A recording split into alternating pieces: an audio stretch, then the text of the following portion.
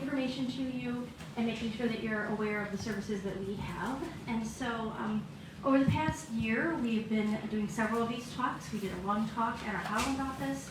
We did a GI talk at our Kenmore office. And then we're excited to have our malignant hematology or blood cancer talk here at Lemon Holton with 3 of our subspecialty physicians. Cancer and hematology, for those of you who don't know, has been around for over 40 years. And our mission has been to serve the communities that we live in, to bring services to you, help, healing, and hope for all with cancer, whether that is for curative or palliative intent.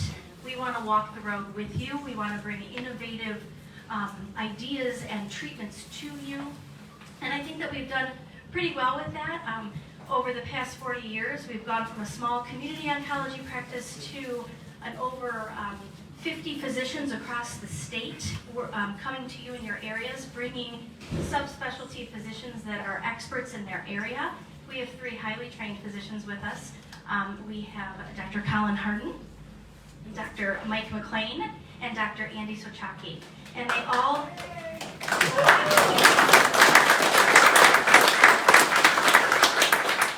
they all only see blood cancers. So lymphomas, leukemias, multiple myelomas.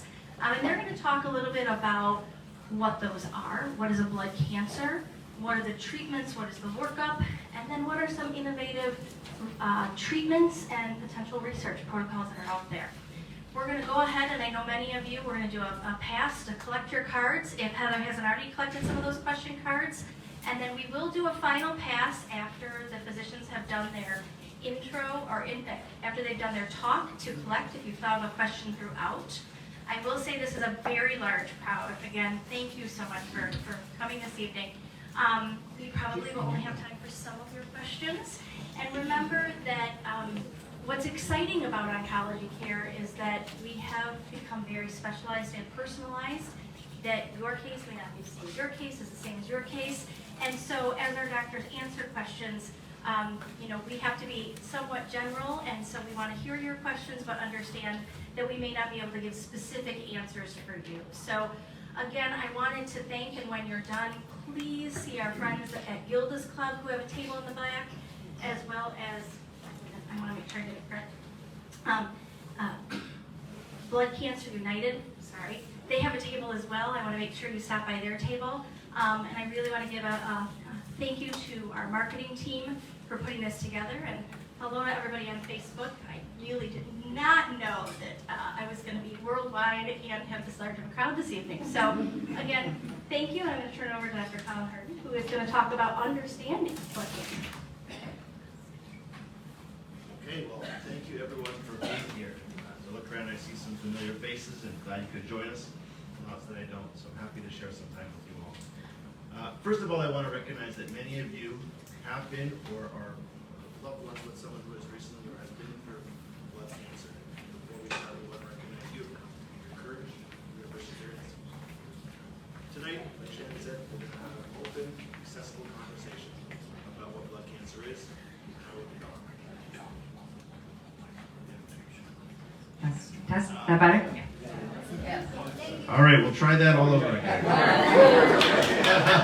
I said, welcome everyone. First and foremost, I wanted to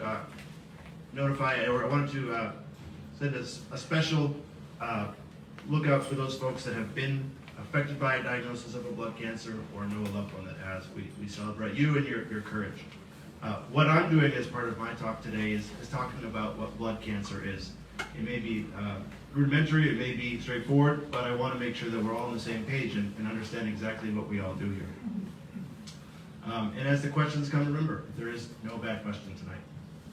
So starting at the beginning, your blood is made up of different kinds of cells. Your red blood cells that circulate oxygen around the body and give the cells that we need energy, the tools they need to survive. White blood cells that fight off infections, and platelets that help our blood clot. They're all made inside of the bone marrow, the red squishy stuff inside of our bones. Blood cancer happens when something goes wrong. There's a genetic change or multiple mutations that occur, and these cells begin to grow out of control. Most of these are made up of mutations that happen in the cells themselves. And this is good news. For the most part, blood cancers are not inherited, meaning they're not passed on from your parents, and they're not something that you passed on to your children. That's not always the case, but thankfully in blood cancers, that is rare. Now these abnormal cells can crowd out the healthy ones, and when that critical mass of bad cells is reached, that's when problems begin. Blood cancer is really an umbrella term. There's a number of different subtypes, and within that we'll talk about a few, and then my partners here will talk about some of the ways we treat them. Leukemias are cancers that start in the bone marrow and flood the body with abnormal cells. There's fast-growing kinds, we call acute, and slow-growing forms, we call chronic. Leukemia leads to too many white blood cells. There can be too few good cells at the same time. Anemia or low platelets can be complications of these.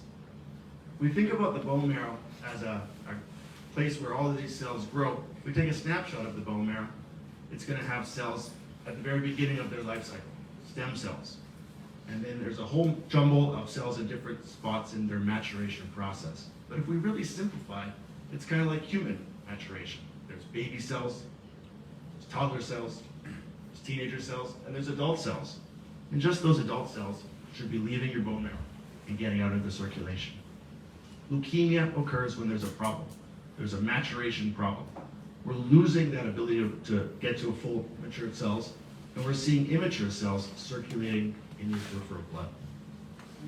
Myelodysplasia is a similar but different problem. To go back to my sort of arduous analogy to human maturation, think about someone with 6 eyes or 3 legs. That's dysplasia. These cells are no longer being formed appropriately, and problems can arise there too. In the same vein, myeloproliferative neoplasms, essential thrombocythemia, polycythemia vera may be terms that some of you have heard. This is a separate but different process where the regulator, how we make normal cells, has broken. And now we're producing too many cells without the ability to control production, leading to too many cells in circulation. Some of these can be chronic, and we can walk you through that if this means we'll have to deal with your high cells for your entire life, or if there's a risk of more acute progression to leukemia. Now, lymphomas are different. Lymphomas can arise predominantly in the lymph nodes. These are the glands in your neck, your armpits, your groin. We can find these and help treat those. There's different kinds of lymphoma too. There's Hodgkin's lymphoma, but then there's 86 types of different non-Hodgkin's lymphoma. So working that up is a huge task for us. And then there's multiple myeloma. This is when cells called plasma cells that normally make antibodies producing part of our immune system are broken. And we have an influx of too many antibodies that don't work normally in the blood, amongst other problems. Now together, these diseases affect hundreds of thousands of people. In the United States, we predict roughly 200,000 new cases of blood cancer each year. What this means is if you or a loved one has been affected by a blood cancer, you're not alone. Now, Dr. McLane is going to speak about treatment, but I wanted to talk a little bit about how we work up these problems. Now, one of the trickiest things is that blood cancer doesn't always show up with overt symptoms right away. We can watch out for certain things and try and put the pieces together. Fatigue is something we might see. It doesn't get better with rest. Unexplained fevers or night sweats. Losing weight without trying. Bruising easily, bleeding, things that you didn't have before that you have now. Getting sick more often than before or having a pattern of recurrent infections. And then, as I say, lymph nodes in your neck, in your underarms, in your groin. These could be signs of lymphoma. Now, it's not to say that fatigue is a sign of cancer, but I think if there's a predominance of these things and they're persistent, it's worth talking to your medical doctors about. The first step is usually something pretty simple. It's getting a blood count, or a complete blood count, or a CBC. This might show high white blood cells, low white blood cells, high red blood cells, low platelets, something that's abnormal that triggers us to start looking into what's going on. It might lead to more tests, CT scans, or CAT scans, as we might say the same thing, PET scans, and bone marrow biopsies. And I know there's any number of you who had those tests here, and I would say they're usually better than they sound, but not always. And so we walk you through that and try and support you for any symptoms. For my clinical colleagues in the room, I'd emphasize that getting the diagnosis is just the beginning. The workups become increasingly sophisticated. Low cytometry, FISH, traditional cytogenetics, and next generation sequencing are all tools that we use to individualize a diagnosis. It really drives treatment these days in a way that it maybe did 10, 15, or longer years ago. Whether it's a FLT3 mutation or an NPM1 in AML, TP53 in CLL, the BCR-ABL gene in CML, these are all directly related to how we treat patients. In plain language, this means that your treatment is not just run-of-the-mill treatment. Your treatment is going to be based on your molecular fingerprint and is truly unique to you.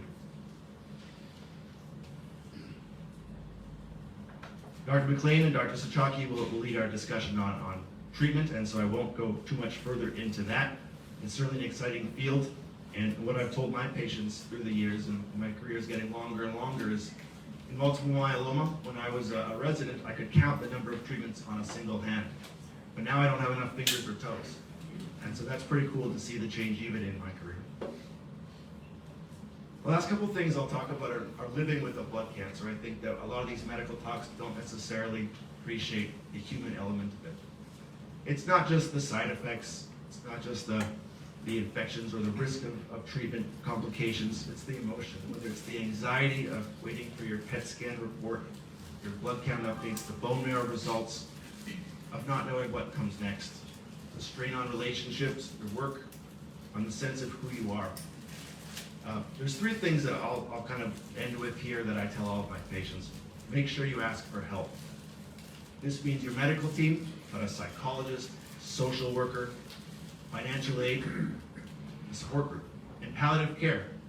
We'll stress again that this is not just about end of life. This is supportive care for your treatment symptoms. Getting to see palliative care at the beginning of your treatment can be a good thing. It can help make you manage the side effects and succeed in treatment where you otherwise might not. Second of all, stay informed. Use the internet, but be careful. Bring questions to us. There's nothing worse than thinking you know what's going on or thinking things are worse than they are. So bring questions to your oncologist. There's nothing worse than being alone. And third, and Dr. Sochacki will talk about this some more, consider clinical trials. They're not a last resort. They're often the best way to access the new, best treatment options that we have available.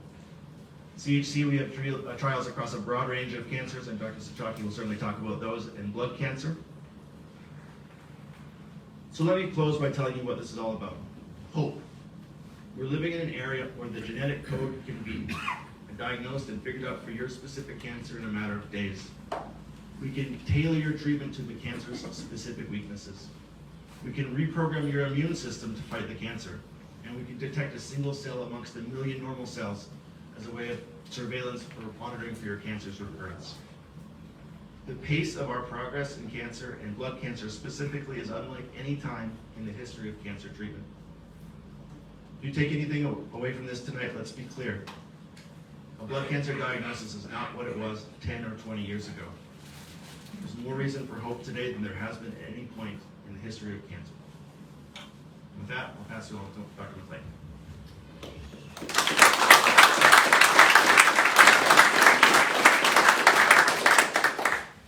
That's a great intro, Dr. Hardin.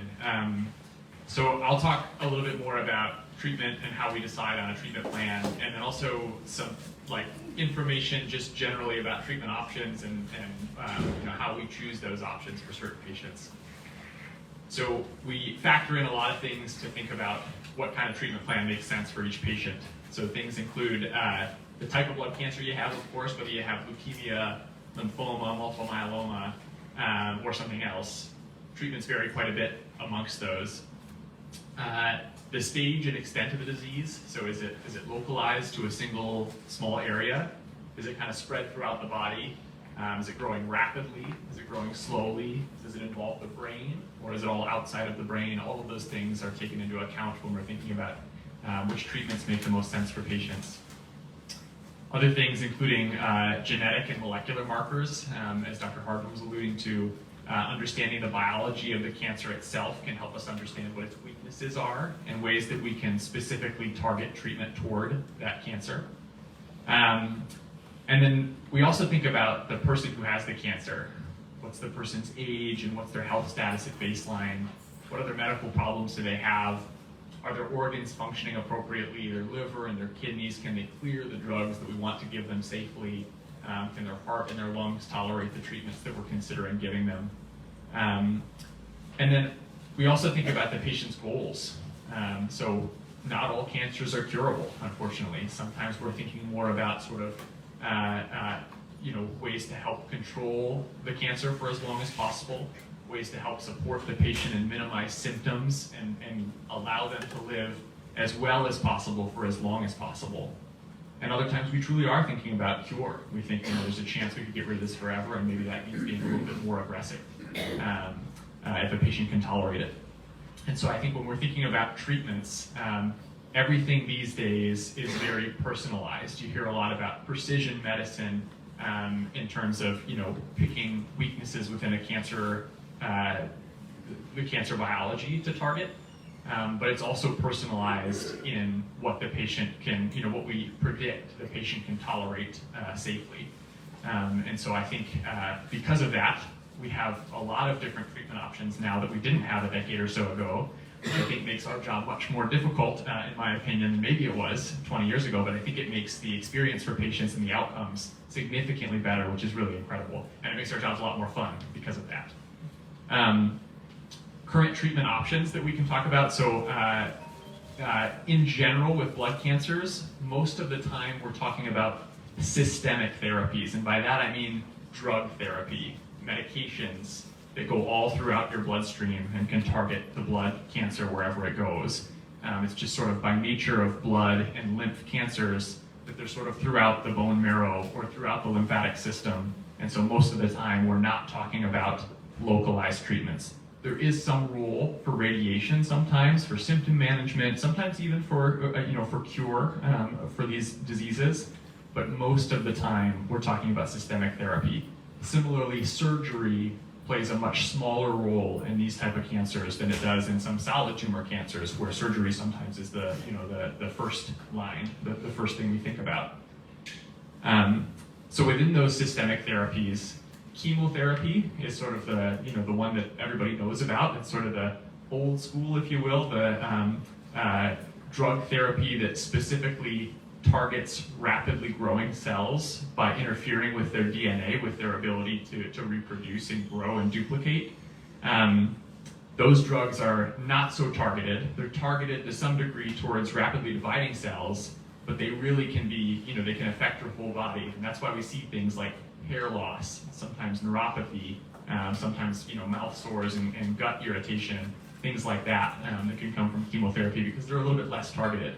But they still play a significant role. They can still, in certain cancers, can still be very effective.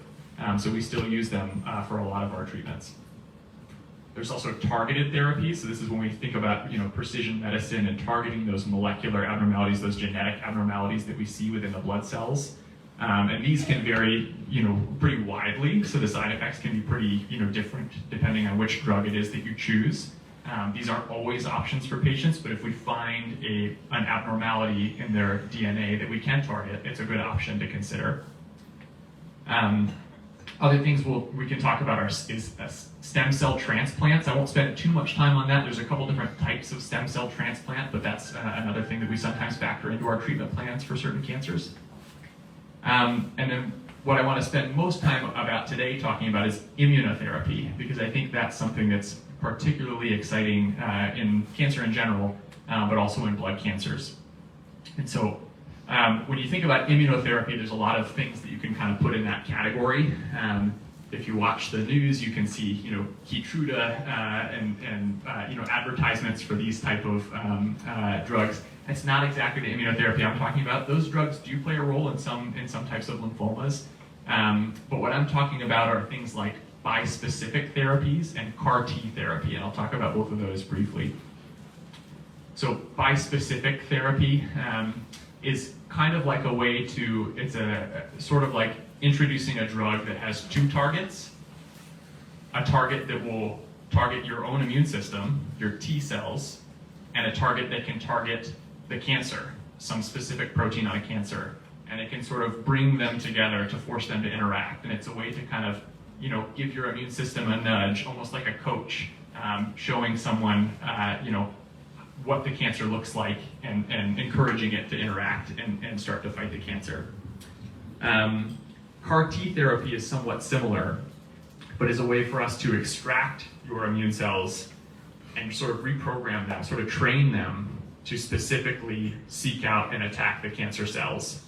And so CAR T I'm going to spend just a little bit more time on because that's something that's, I think very exciting and something that, we're hoping to bring to this community very soon. So CAR T stands for, it's CAR-T. So CAR is chimeric antigen receptor T cell therapy. And I won't go into all the details about what those words mean, but the basic essence is, I'll start by explaining what a T cell is. A T cell is an immune cell that you have, everybody has in their body. It's very effective at seeking out and killing cancers, or at least that's, should be part of its job. But cancer can be a little more savvy than things like bacteria. Cancer can be kind of evasive and can find ways to hide itself from the immune system. And so sometimes those T cells, as functional as they are, just can't recognize what's normal cell and what's cancer cell. And so CAR T is a way to pull your T cells out and teach them how to find the cancer cell and then reintroduce them. So the way that we pull them out is through a process called pheresis, where we can actually draw blood from somebody and separate out their T cells, their immune cells, their cancer-fighting cells. And then we can send those cells to a laboratory to be trained, to be genetically modified, to insert some sort of receptor that can then find the cancer cell. That process can take 2 to 3 weeks to do that manufacturing. And then we can get those cells back and instill them back into the patient, infuse them back into the patient to let them grow and propagate and find these cancer cells and destroy them.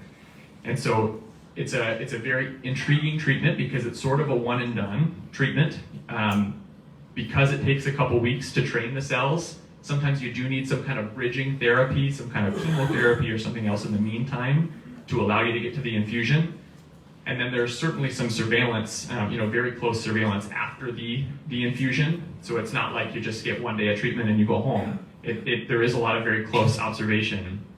But once the infusion's in, we sort of trust that those T cells will continue to grow and continue to fight the cancers. This has been pretty revolutionary. Right now it's primarily in, you might ask who's a candidate for CAR T therapy. It's primarily for patients that have refractory disease. So it can be leukemias, lymphomas, or myelomas can all have a role for CAR T therapy. But most of the time it's for patients who have either had disease progression on a first line of treatment, or they've just had, maybe they had a good response to first line treatment, but now they're having a relapse of their disease. So as of right now, not first line therapy, but certainly has a role in second line therapy, and sometimes with curative intent. Even if cancer is not responding to traditional chemotherapy, sometimes this CAR T can still give us a chance of a cure, which is really wonderful. Some side effects of CAR T you might be interested in. So because we're harnessing your immune system and kind of forcing it to interact and fight these cancer cells, you can have inflammation. So you can have symptoms somewhat similar to if you had a bad infection, because your immune system all of a sudden is really active and attacking these cancer cells. So things like fevers, sometimes faster heart rate, sometimes lower blood pressure, things like that are things that we watch for closely. And because of that, there are some things we can do to help mitigate those risks, to help make sure we have enough of an immune response, but not too much that it's dangerous. And then because we're fighting blood cancers, sometimes low blood counts come as a result. Sometimes we drop blood counts and we have to watch that too. That's another thing we can think about, which is true of a lot of the therapies that we deal with. But I think another thing I just want to impress is what it means to have CAR T here at Cancer and Hematology. This treatment has been around for years, but it's almost always been something that has been associated with large academic centers, which means that a lot of patients, maybe even a majority of patients that could have been considered for this, couldn't get this treatment because they can't travel as frequently as they need to, as far as they need to get to some major academic institution to have this kind of treatment and have the monitoring they need afterwards. And I think bringing it here to cancer and hematology would be huge for this community, because all of a sudden it would open up that opportunity for patients throughout West Michigan and throughout Michigan, where where you wouldn't have to travel to a major academic institution. You wouldn't have to make sure you have housing and make sure you have the capability of doing that. We could offer that cutting edge therapy right here close to home, which is really incredible. So I think what I'll leave you with is that blood cancers come in many different shapes and colors. Even within leukemia or within lymphoma or within myeloma, everybody's cancer is very different. And I think we're lucky to live in a world where we're starting to understand those differences and understand how we can personalize treatments because of those differences. And we have a lot of treatment options to do that. And I think with that, I'll pass it over to Dr. Sochacki to talk about some even more cutting edge things.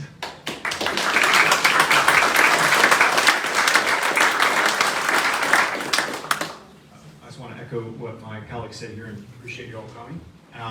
So 2 cents on me. So I wear 2 different hats. I'm lucky enough to be on the malignant hematology team with my 2 colleagues here. As a quick aside, we are really lucky that there's 7 of us that are dedicated malignant hematologists, and in a wonderful way that allows us to run a dedicated inpatient service that, again, is typically only at the largest academic centers. And so I think that is really been a joy to be a part of. But really what I'm here to talk about today is kind of the other half of what I do. So we also have a joint venture called START, which is a dedicated phase 1/2 clinical trial unit. So, and at that location, I serve as our associate director, and I run our hematology pipeline. Hold the mic up a little. Sorry, a little there higher you up. go. There we Yeah, go. thanks, Dr. So Sochacki. before getting all serious, I wanted a less serious question. Many of my patients know that I love cars, and I use way too many car analogies. I don't know if anyone some smiles to that. But just to say, can I get a quick poll, whether GM family or Ford family? I need to know where to take this tonight. So can I get a hands up for GM? Can I get a hands up for GM? Can I get a hands up for Ford? I'm still going to go GM. I think those. Yeah, well, I don't have good analogies for that. So when we think of clinical trials, it can be very abstract. What phase is it? Is it phase 1, 2, 3? What does that mean? I think conceptually, one way to think of this is getting standard of care, FDA approved, tried and true. That's kind of like getting the model year of when that drug came out. So, I routinely use, let's call it model year 1975 for many of our treatment regimens, because that's when the chemotherapy first came out. We still use that today, all the way up to model year 2026, which can be quite new, but it's perhaps not the newest, if you will. So when you think of phase 1 clinical trials in particular, it's like, again, using GM, if we think of a Camaro, let's use Corvette since they don't make those currently. So think of a Corvette, you can walk into a dealer and say, hey, I'd like a 2026 Camaro, they can sell it to you. But if you walk into the dealer and say, hey, I want a model year 2031, they're gonna laugh at you and say, yeah, me too, good luck. And so with these phase 1 trials, they're drugs that are on track for maybe an early 2030s FDA approval. Just like GM has, Corvettes on the track with camouflage, new engine, new chassis, everything's new, but you can't buy it. But it's going to be a generational leap. It's going to be dramatically better than what's available today. That's exactly what phase 1 trials are. Now, are things still in development? Yes. The cars on the track, they're still fine tuning.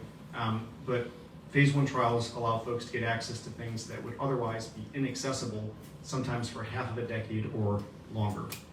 So we're really unique, and actually it's a bit of a unicorn setup for a city the size of Grand Rapids to have a dedicated phase 1 unit.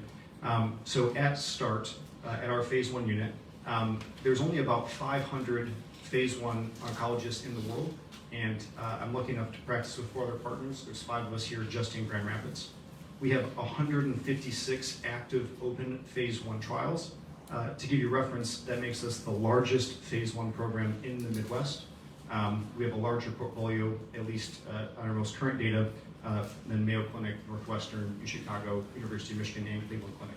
Not the whole cancer program, not late phase, but this very specific thing of phase 1 clinical trials. And so I think in a wonderful way, my mandate is really to bring the best, latest, and greatest that are at places like Mayo or Harvard or Anderson, et cetera, and bring those to Grand Rapids, so those exact same trials are open here too. Essentially all the trials that I serve as principal investigator on there, I've served on about 30 trials as PI at this point. We have about 20 on the hematology space that I have open currently. They are national trials. So some common questions that we get, is this unique to Grand Rapids? No, in a wonderful way, these are national trials. We just bring them close to home. If you think of our program as well, we actually have sister sites in California and Los Angeles. There's multiple sites in Texas. We're in Salt Lake City, Utah, New York at the Zuckerberg Cancer Institute as the dedicated phase 1 unit for that program. We're in New Jersey, North Carolina. In the EU, START has sites in Spain, 5 different sites. We're in Portugal, and the only phase 1 program in the entire country of Ireland is a START site. So in aggregate, my phase 1 partners and I, we are the largest phase 1 program in the world by volume. And so again, that's just really unique that we have this site in Grand Rapids. And so when I came back home from Vanderbilt, this was kind of the goal to take what was already a very established medical oncology phase 1 unit, dealing with solid tumors, and develop a hematology program, which we've done over the last half decade. So a few other common questions people get. None of our trials have placebos or sugar pills. These are all what are called open label trials. So patients know what drug, what dose. I know what drug, what dose. So in a good way, these are not the type of trials where you have to be unsure of what you're getting. They're all continuously optional, meaning patients can come on and also exit at their discretion. It's meant to be low stress in that way. And I think it's really just meant to be a way to get people access to the latest treatment close to home. You don't have to get on an airplane, and hopefully, deliver good results.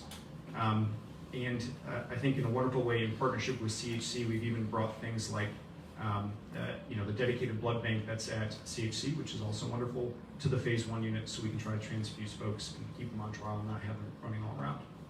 So again, not to talk too much about the phase 1 program in general, but just to say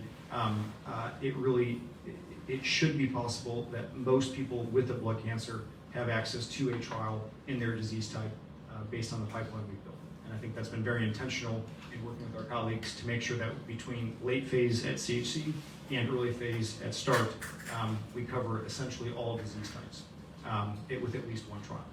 I'm happy to bore all of you with all the trials, and it's kind of alphabet soup and all the names and all the interesting drugs. But I think just to perhaps leave it at that, move on to questions to say that, we appreciate you all coming. This is a very hard thing to, live through, but we hope that we can not just deliver, the best of Grand Rapids, but really the best of what's available nationally here close to home.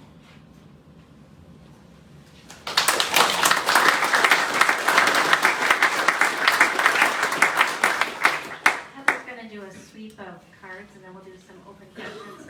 I actually didn't introduce myself at the beginning, and I was worried a little bit about how do I introduce them, and do they really need an introduction?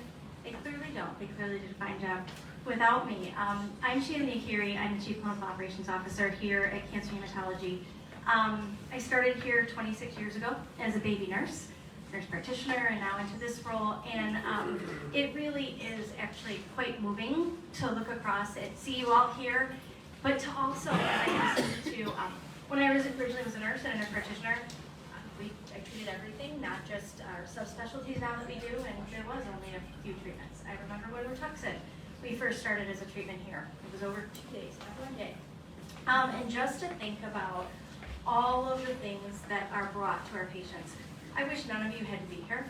We all would love to not have to be in business any longer, but I think the excitement for all of us is that we can bring options to you, and we can bring options that cure and extend, and all the services that are here for you. And I'm really proud of what these doctors do. I'm really proud of what CHC has been able to bring. And we want to hear from all of you now as to what more you want to know. I put my eyes on because I've been here so long. Dr. Hardin, is there a cure in sight for follicular lymphoma?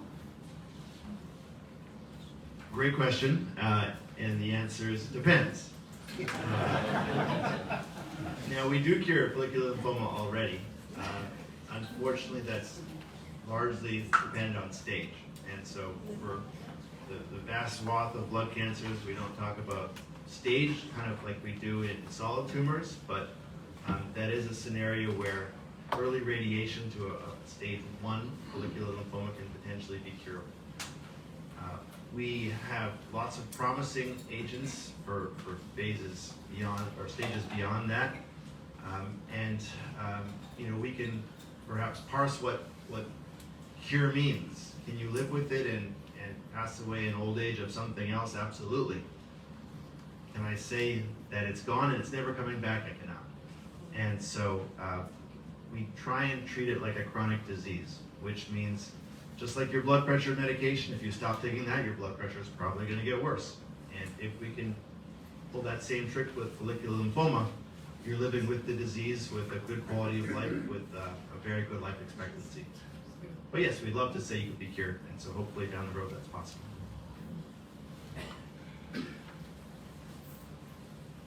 Thank you. This one is for Dr. McLane. After the CAR T cell runs its course, do your cells return back to where you started before treatment? That's a really good question, yeah. So one thing we didn't talk about too much is before the CAR T is infused, we do have to give a little bit of chemotherapy to kind of knock down some of your immune cells to give those CAR T some space to grow and kind of repopulate and exist. I don't think any of us know exactly how long these CAR T cells will live on in existence in your body, but their effects can be long-lasting. But the other blood cells, your red blood cells, your platelets, the rest of your immune cells, yes, we do expect to sort of repopulate the bone marrow and continue to produce normally.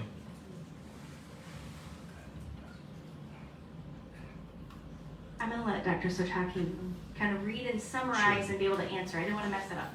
You're fine. This is a great question. So it says, what is your involvement in research around the management of lymphoma that can occur with chemo and radiation treatments, particularly with increasing the generation of NK cells, CD8 and 4 positive T cells, memory NK and T cells, to enhance the body's natural capabilities for continued remission? It's a great question. I want to simplify it for everybody else. I was debating I think, cell therapy is a very broad umbrella term that can encompass everything from commercial CAR T that Mike was talking about, that's been around for a long time, to more investigational agents where the cell that's doing all the heavy lifting is sometimes a T cell. It can also be something called a natural killer cell, and even beyond that. NK cell based therapies have been really interesting for a long time. They still fully are on the investigational side. So I'm going to answer the question with a tangent, so sorry for the political answer, but something else that I think is in the same vein that's very interesting is something called in vivo CAR T. I'm not sure if anyone has heard of this. Can I get show of hands? Anyone familiar with in vivo? A handful? Yeah, explain. Yeah. So, I think back to my old mentor, he had treated one of the first lymphoma patients back at Vanderbilt way back in the day, and how revolutionary that was when that became a real-world product as opposed to just a theoretical. There's something that's not really widely available yet, but kind of a next generation of CAR T that's coming that involves a process where rather than having to take the cells and get manufactured and given back, the actual vector that causes the cells to change is given to the person. So in a really elegant way, the body is able to produce the CAR T cells in the patient, and in some of the more elegant designs, there are medications that can be given that modulate how strong the CAR T cells are. So this kind of gets around some of the issues with manufacturing and giving chemotherapy.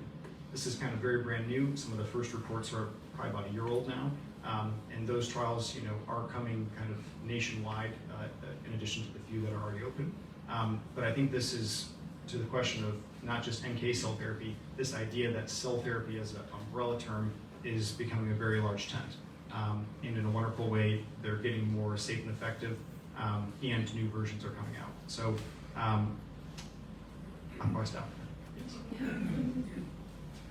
Yeah, I think that highlights probably how complicated and yet how increasingly available these complicated therapies are to us. I'll spend just a minute talking about CAR T and some of the things that Dr. McLane was giving a general overview.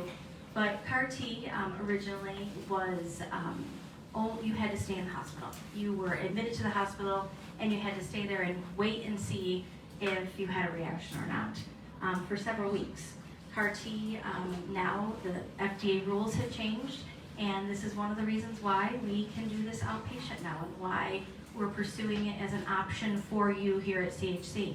You now don't have to stay in the hospital. You can receive your CAR T therapy in an outpatient setting, and you have to visit us every day to monitor you, but we will soon, later this fall, be able to provide that service to you, and again, bringing that closer. So I wanted to give a little bit more explanation, not quite to the in vivo CAR T yet to come, but kind of that next step from where CAR T was to where it should now be available to them, your 2032, 31 generation of vehicles. So this next question is for Dr. Hardin.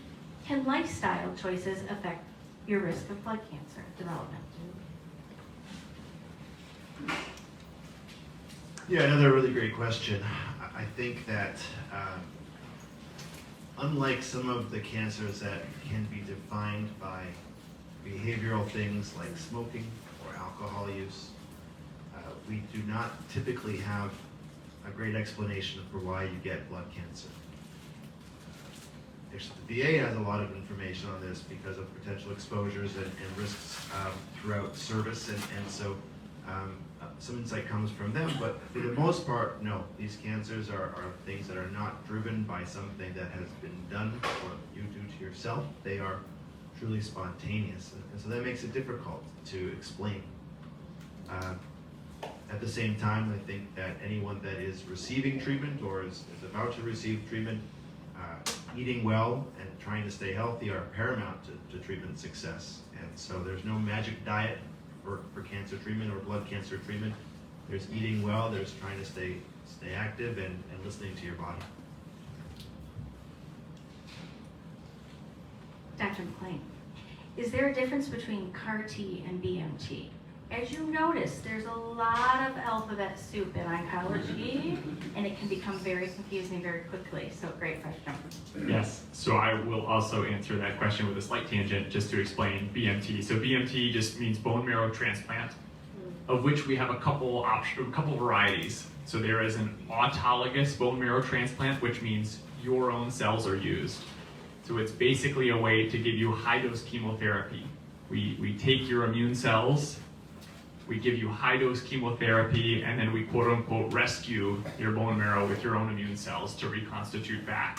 But there's not really there's no new immune system, it's your own immune system. There's also an allogeneic, or an allo transplant, which is where we talk about doing a donor search and trying to find a bone marrow transplant, or a bone marrow donor. In that case, we give you the high-dose chemotherapy, but rather than rescue you with your own immune system, your own immune cells, we give you someone else's immune system, basically. And the benefit of that, one, is that we were able to give you the chemotherapy, but two, now we're able to give you someone else's immune system to then try to fight that cancer that your immune system had a tough time fighting. CAR T is different than both of those. CAR T is maybe a little bit closer to an allogeneic transplant because it sort of uses that immune surveillance. It uses the immune system to fight the cancer. It's still your immune system. We're just modulating it rather than giving you someone else's immune system. But CAR T and BMT are different, but they share some similar principles. I wanted to Colin did a very nice job, Dr. Hardin, talking about the lifestyle one, but I think something else that is sometimes both interesting and reassuring to patients when it comes to the why is not for all diseases, but things like myeloid disease, AML. We do often, at least in the research side, think about something called clonal hematopoiesis. I'm not sure if that's a familiar term to people, or CHIP.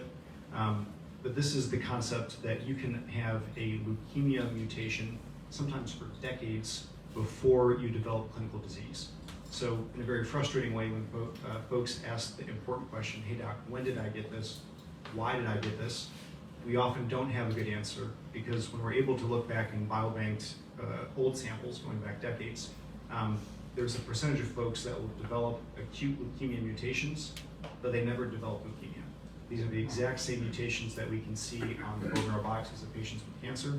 And again, this can show up decades before cancer develops, but only a small percentage actually progress to the clinical disease. At the same time, those mutations do carry some risk for things like heart attacks or other diseases happening that are completely independent of smoking history, cholesterol, lipids, lifestyle. And so, I think we all struggle with and wish we had better answers for this very important lifestyle one. But the big thing that's confounding and why sometimes our answers may seem dissatisfying, the eat healthy and exercise, which is always a dissatisfying answer, is that often, I shouldn't say often, there can be instances where, the thing that caused the acute leukemia may have, developed 20 years before the first bone marrow diagnoses it. And so it makes it very hard for us to then, when studies are run, to say if you eat X diet or you have Y amount of exercise, because we don't at the same time have, monthly blood samples looking for deep sequencing for leukemia mutations to counteract that. So that was just more of a, in some ways, an apology to say I feel like we always have a hard time answering that question, but it's usually not for a lack of interest. It's just more, the deeper you go down the rabbit hole, the more complex it gets. This question is for Dr. Sochacki. Does it mean I have no other options if I receive a clinical trial? It's a great question. We usually try to, this is, and you're going to date me too, but my old mentor at Vanderbilt, I worked in his lab for all 6 years. He used to like to talk about, especially acute leukemia treatment, like seeing the matrix, in the sense that you really want to know the diagnostic workup, you want to know the FDA approved options that are easily available, you want to know the available clinical trial list, phase 1, phase 2, phase 3, and for most of us that do trials, I usually have a good idea of my pipeline 18 months in the future, including confidential agents. So, we often do everything from the very first person in the world in Grand Rapids, all the way up to, patient 300, for example. And so, when it comes to clinical trials, especially if we're in a scenario where cure is not an option, we're trying to extend life and maintain quality of life, it's really important that we have kind of not just plan A, but plan A, B, C, D, E, F, as long as the alphabet can go. And it's very common that we'll be in a scenario where we say, hey, we still have some FDA-approved options left. I know what their toxicity profile is. I know what their response rate is. And if we use them, they have a major risk of X, Y, and Z. And sometimes it's very thoughtful to say, hey, let's try a very thoughtfully selected clinical trial that's a match based on genetics or other features that we can use right now. That would be a great bridge and get us more time. So we're not just talking about 1 or 2. If we can kick the can down the road 6 or 12 or 18 months, we get to the next option. And it's not uncommon that we use a clinical trial now as a bridge to a second clinical trial, and then a new FDA-approved drug comes out. And so often the people that do best are those that kind of get everything. And that's kind of maybe the best way I could articulate it, is we want our patients to get everything. And that means everything from a drug from 1975 to the newest FDA approved to late phase, and again, very optional, but if patients are interested, early phase trials as well. And those are often the folks that do the best over time. Thank you. We're going to ask one more question of each of our panelists. Dr. Hardin, is there any sort of regular screening for blood cancer? Like there is for breast, colon? See that? Is there any regular screening? Now, not to copy Dr. Sochacki, but I will just touch on the clinical trial part of this too. A lot of times your physician might come to you right away offering a clinical trial before you've had any chemotherapy. And that is because the different phases of clinical trials are evaluating different things.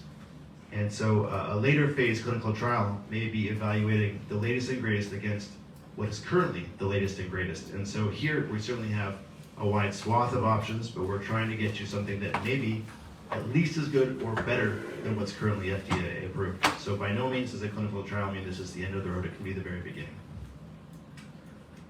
In terms of screening for blood cancers, we do not have a similar test that we can sort of reference, like a colonoscopy or mammogram. There is, to Dr. Sochacki's point, abnormalities that can be present for a long time, and there are things that may or may not ever lead to a cancer diagnosis. We have a separate but similar department, which I think all three also work in, called benign hematology. And to the point where some cancers can be diagnosed early, we do receive referrals for things that are picked up by primary care, as simple as a mild anemia, which may be completely not related to a blood cancer, but might be. And so in terms of screening, there's nothing fancy, but your primary care is typically doing already the screening that is necessary for the most part to diagnose blood cancers, which is to say they're checking your blood counts periodically, they're listening to you and evaluating for any concerning symptoms. But apart from that, there is no comparative to a mammogram right now. Dr. McLane, are bispecific therapies available for all types of blood cancers? That's a great question. Not all types of blood cancers, but in each category of blood cancers, there are bispecifics that we can use. So there are certain types of lymphomas that we can use bispecifics for, certain types of myelomas that we can use bispecifics for, but it doesn't mean that every lymphoma has an FDA-approved indication for these drugs, or every myeloma. I guess, yeah, myeloma is one that usually we can use a bispecific sort of regardless, but I would say not every single cancer is FDA approved to receive a bispecific, but they're getting pretty broad in terms of their indications these days, and so we're using them quite a bit, and we've been using them at CHC routinely for quite a while now, with great success in the outpatient setting. And those have also transferred into the solid tumor realm. So many of these treatments, just like your chemotherapy, maybe your adriamycin not only treats the breast cancer, but also will treat malignant cancer. So there is some crossover. Dr. McLane or Sochacki, are there clinical trials for CAR T? Now we're going to say MSU or U of M. Who's answering first? I'll go first. Yes. Dr. Sochacki. Yes. And if that is the last question, a quick tangent. So I think, so the short answer is yes, and I think there's a lot of exciting stuff coming that we can't really get into just yet. Other classes of drugs that maybe are not yet in the lexicon that we have at start that are across different tumor types. We do have a variety of what are called degraders, which are new classes of molecules that actually use your body's own recycling system to kill the cancer, as opposed to directly causing a higher toxicity burden. Those are often pills, and so we do have that across a variety of types of cancer. We have many different antibody drug conjugates, which is a class of molecule that is already FDA approved for some cancers, where you have an antibody, a linker, and a payload, with the elegance of basically it being inert until it sticks onto a cancer molecule and delivers the payload, which can be a variety of different types. In addition to bispecifics, immunotherapy, among several others. So I think just to say that in a good way, it's not just new medications in existing classes, but there's several new classes of medication in development. Some of the trials we have are in a class of their own. They're first in human, and there is no other competing molecule. Others are similar to several others in development elsewhere. So just to say it's in a wonderful way, it's growing rapidly. And I think I'll add in kind of as a little bit of a closing to that is as we develop our CAR T program, part of developing our CAR T program, just like developing of all of our treatment options, whether it's breast cancer or colon cancer, is really this full line of therapy. And so building our CAR T program includes what would be your patient who's receiving it second line. It's also then our research phase 2 and 3 is teed up, ready and waiting. The companies are ready and waiting for opening those trials as well once we have the program ready to roll, as well as then our friends at START will begin their process with rolling out. But it really is a comprehensive, and that is how we approach most of our treatments, is how do we make sure that we're not just bringing it for one, but for all, to really make sure it's an option for the whole team. I want to again thank you all for coming, but I really want to thank these three for their generous time